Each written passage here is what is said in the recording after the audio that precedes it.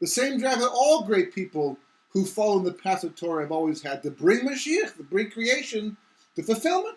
And he was given all this fantastic chachma for what? What are you going to assume it was given to you for? To be a shalich of HaKadosh Baruch Hu, to be a messenger of Hashem, and to conquer the koiches of Tumah, to overcome the reality of spiritual impurity, and to destroy evil from the world. That's what the chachma is for. That's what the Torah is for. But how much? Personally, individually, on the level of the community, nationally, internationally, universally, right? He's the wisest man in the world. So why would HaKadosh Baruch Hu give him all this chachma? Od yotem kol elu kedoshim, his Karbi was wiser than all these people, and he got involved in bringing redemption to creation more than all these great people before him. As it says in Zohar Kadosh, right? More sources. He says, take a look over there, and you will be amazed. And the reason why was because he was soymach on his wisdom. He relied upon himself, his own intellectual and spiritual prowess to be able to go in there and understanding the koiches of tumah to overcome them. Right? So therefore he stumbled. If a great person like that can stumble with such fantastic capabilities in a situation that's completely L'Shem Shemayim, how much more so for a person on a lesser level doing things not so L'Shem Shemayim, not so altruistically in the end. He says also, Niksho Gam Ke Noach, that was Noach's chet as well, as it's pointed out, that Noach didn't even actually physically drink enough to get drunk, and the reason why he was unclothed is because he was trying to go back. He put himself in the situation of test for nichnas shelo so Kosh Baruch Hu didn't tell him to do it. He didn't, set it up that he should do it. It wasn't shkacha pratis that he found himself in the situation he was in, but rather he set it up. He took the vine, he made the wine, because that was daima. It was like a reference back to the tree of knowledge of good. He took off the clothing because that's what Adam and Chava were like before the chet, and he thought the world was starting brand new. Let's do it all over again. Because so haya. Gam ken L'Shem Shemayim, and his kavana was also for the sake of L'Shem Shemayim. Ki rat l'taken es hachet Adam Rishon, because he wanted to rectify the sin of Adam Rishon. V'nikshav v'nitakel, and he stumbled instead and he fell. V'hu ma shenemar bo v'yesh yain v'sheker v'sagel b'toch oholom, and that's what the pasuk says. And he got drunk, and he became revealed inside of his tent. Right, the lesson we're going to explain the Kabbalah behind this, about how basically the tent refers to a halo, is talking about the koiches of spiritual impurity, the reality of impurity. How Noach basically was going deeper into the reality of impurity, but not to be subjugated or affected by, but rather instead that he should overcome it on behalf of creation, which is the reason why the Parsha begins the way it does.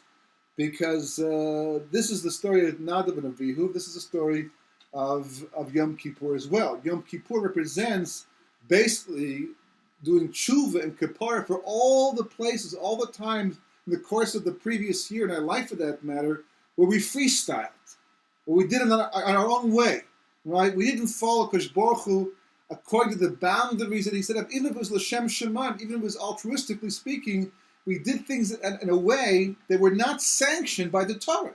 And Yom Kippur comes to say it has to be done miduyuk. Biduyuk, the way HaKadosh Baruch Hu wants it to be done. Is one thing to approach HaKadosh Baruch Hu, but it's only called approaching him if you do it the way he wants to be approached, with the proper level of holiness, the proper preparation, the proper machshava. You can't simply just throw yourself towards God and do it the way you want to do it, because the good that you're trying to accomplish can end up having the exact reverse effect and destroying yourself and destroying the world around you.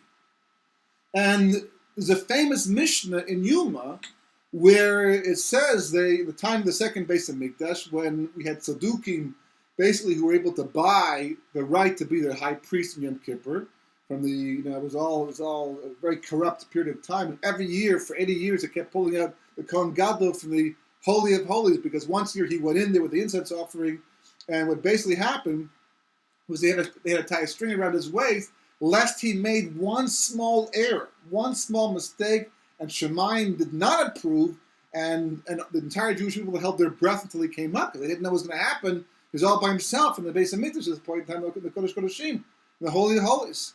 And they'd yank him out with a string if he died inside there. And for 80 years, they kept dying inside there. They keep pulling him out.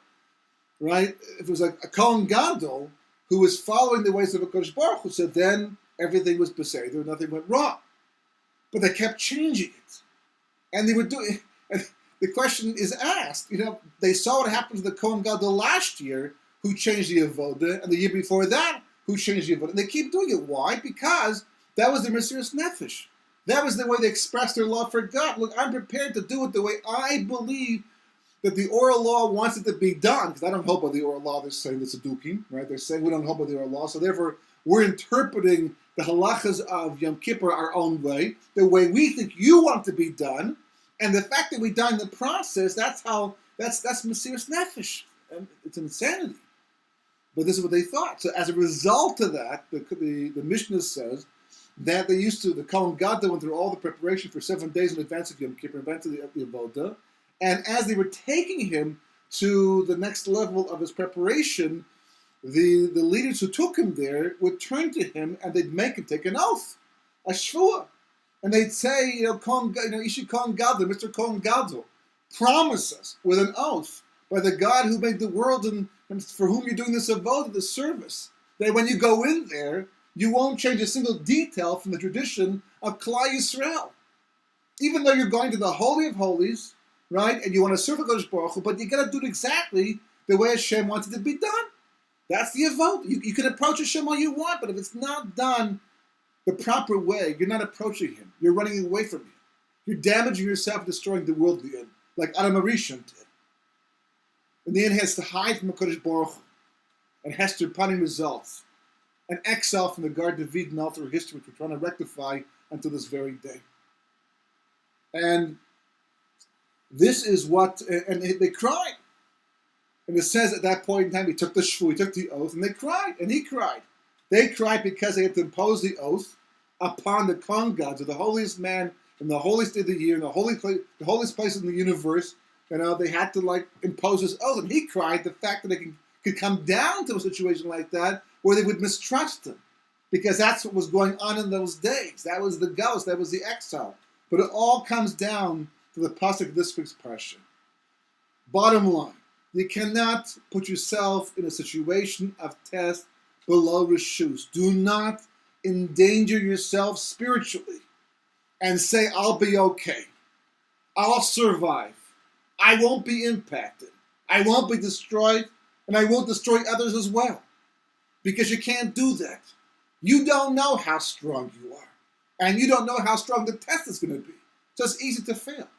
But if you are somebody who's doing something for Kodesh Baruch Hu, L'Shem Shemaim, and you're looking for the straightest, truest, holiest, correctest path you can possibly follow, and in the course of all of that you find yourself in a situation of difficulty, you can assume Hashem's with you. You can assume that HaKadosh Baruch Hu will help you. You can assume you have the koiches, the ability to succeed. That's the klal. That's the rule. If Hashem puts you in the situation of Nisayon, spiritual test, if HaKadosh Baruch Hu through Hashgacha Pratis, through divine providence, sets up the Nisayon for you, you're going to pass as long as you try to do the best you can. And you saimach on HaKadosh Baruch Hu, and you have trust and faith in Him and His ways and what's going to happen.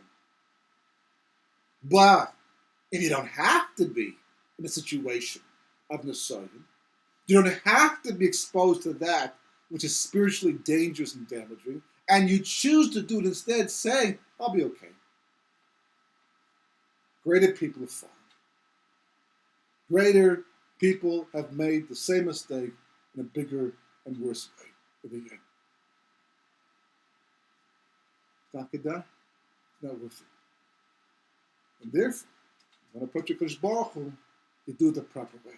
And when you do it the proper way, with the proper relationship with the Kodesh Baruch Hu, you're like the Kohen Gadol, going into the Kodesh Kodeshim on Yom Kippur, offering exactly the way Hashem wants it to be done, and rewarded beyond your wildest imagination.